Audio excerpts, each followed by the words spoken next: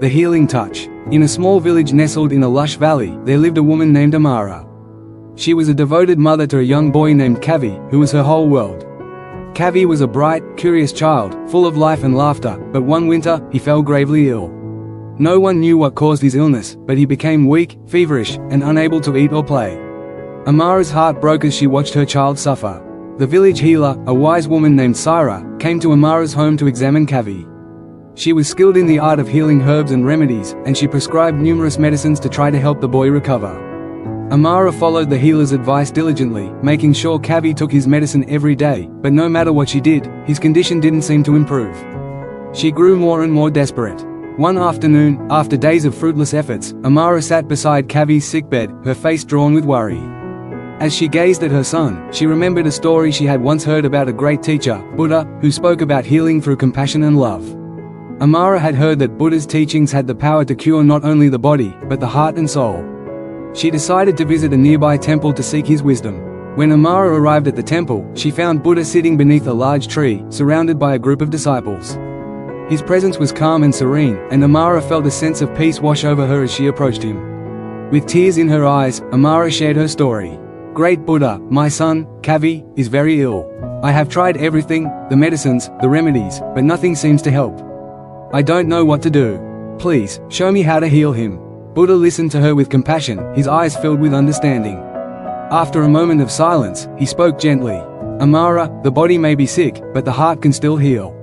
You must remember that true healing comes not only from medicine, but from love, patience, and compassion. Sometimes, when we are in distress, we seek outward solutions, but the true medicine is within our hearts." Amara, confused, asked, "But what can I do? I have done everything that is in my power. How can love and compassion help my son when the medicine cannot?" Buddha smiled and replied, "Compassion is the most powerful form of healing. When you give your child not only medicine, but your full love and presence, you will create the space for his body to heal.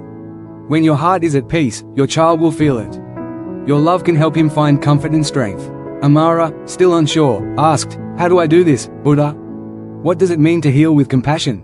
Buddha gently placed a hand on her shoulder and said, "Sit with your child. Hold him in your arms and breathe with him. Share your warmth and presence. When you love with all your heart, it sends a signal of peace and calm to his body. Do not focus on the illness alone, but on the love between you.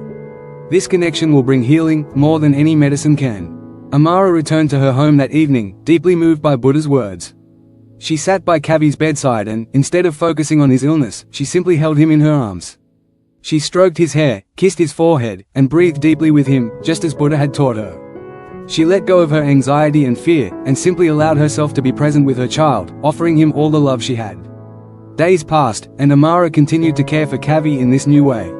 Slowly, she began to notice small improvements. Kavi's fever began to lessen, and he started to smile more. Amara was overjoyed, but she also realized that the real change had come from within her. Her own heart had opened fully to her son, and in that openness, healing began. One morning, Kavi woke up with a spark in his eyes. He was no longer feverish, and his appetite returned. Amara, though amazed at his recovery, understood now that the medicine was not the only factor that had healed her son. It was the love, the calm, and the compassion she had poured into him, which created the environment in which his body could heal. A few weeks later, Amara returned to the temple to thank Buddha for his wisdom. As she stood before him, she spoke with deep gratitude. "Buddha, my son is well again, and I have learned a great lesson. I see now that true healing is not found in medicine alone, but in the love and presence we offer to those who are suffering. Thank you for showing me the power of compassion." Buddha nodded kindly, his eyes full of peace. "You have learned well, Amara.